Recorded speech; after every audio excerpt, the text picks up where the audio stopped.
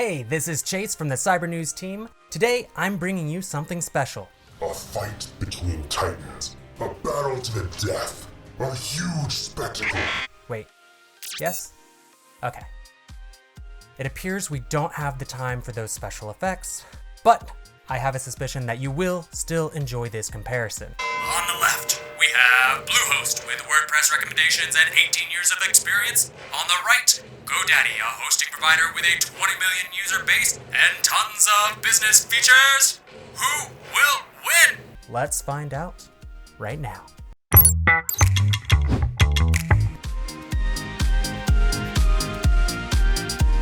With GoDaddy, the cheapest shared hosting plan, Economy, costs $5.99 a month. Bluehost basic plans start from $2.95 a month. So GoDaddy is nearly 2 times more expensive. Well, are you ready for the kicker? Both plans renew at the same price of $8.99 a month. So if we look at the pricing in the long run, both providers equal out to be the same. Still, Bluehost has better starting prices, right? Not really. Yeah. Weirdly enough, GoDaddy offers its website builder for free, and even allows you to publish a website under a subdomain without upgrading. So in theory, you can use it for free forever. Bluehost Builder is only available with hosting packages, so sadly there's no way to try it out for free or just buy the builder individually. In conclusion, while GoDaddy starts off as the more expensive provider, after the renewal, prices equal out. Both providers are affordable and offer similar pricing. We established that in the long run, the pricing becomes the same. What about features? Both providers only allow you to host one website. Both give free domain names for a year, and both don't measure your bandwidth. With Bluehost, you get 50 gigabytes of storage space, a free SSL certificate, free content delivery network. GoDaddy gives you 100 gigabytes of free storage space, and a free Microsoft email account. Talking about WordPress, Bluehost is one of only a few providers that are recommended by WordPress itself. And that shows. You get much more control over your WordPress website, tools to help manage it, and great optimization. But don't be fooled, GoDaddy doesn't fall that much behind with its WordPress features. After tinkering with the providers and WordPress a bit, I can be confident you won't have problems with either of them. As was the case with pricing, the same is here. Both providers give you nearly an identical package. Both give you unmetered bandwidth, lots of storage space, and a free domain. And free CDN or email accounts are something you can get for free from elsewhere. First things first, GoDaddy and its website builder are more of a complete business suite. Bluehost Builder is more of a tool that should be used with the WordPress system. Both website builders are easy to use and oriented on delivering business websites quickly. And sadly, both are very limited in their design options. Not only are they similar in principle, but they also work nearly the same. You can easily jump from one to the other without requiring any learning curve.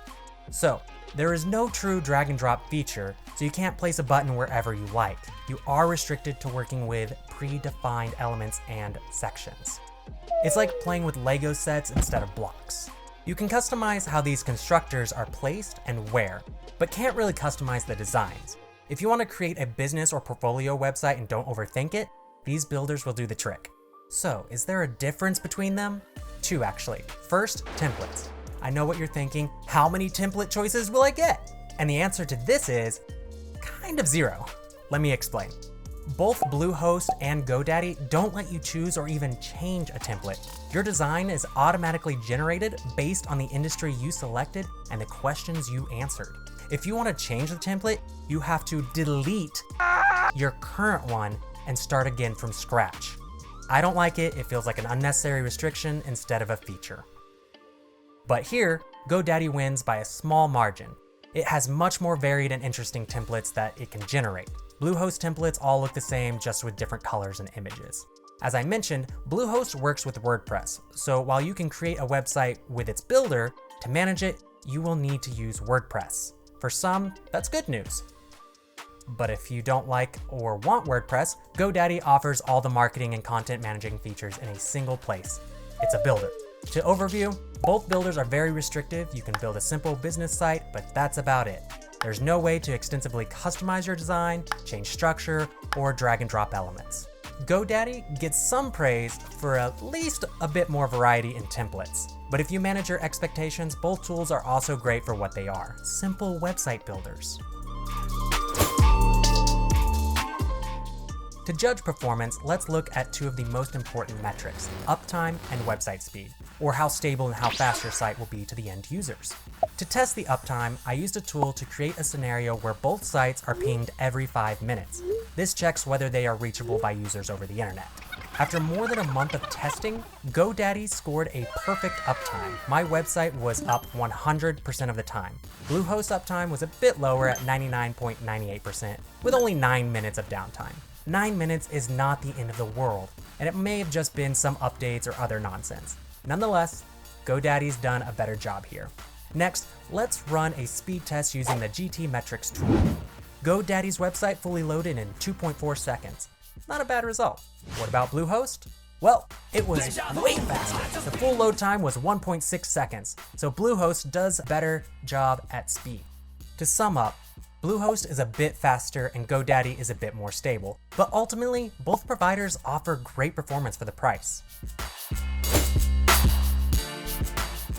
So let's overview what we learned in today's video. GoDaddy is at first a bit more expensive and is generally centered on creating business websites efficiently. Bluehost is cheaper and is amazing for beginners or WordPress lovers. The builders themselves are very similar in structure and nature, so they both will suit beginners nicely. Just don't expect to craft unique designs. These tools are for simple websites. Pricing, performance, and feature-wise are very similar options, so no matter which one you choose, your website will be in good hands. It's now up to you. Go with the daddy or flow with the blue. Which provider would you choose to build your next website? Maybe you know something that I don't. Leave your comment down below, and I'll fight you all. Enough jokes. This has been Chase from the Cyber News team, and as always, thanks for watching.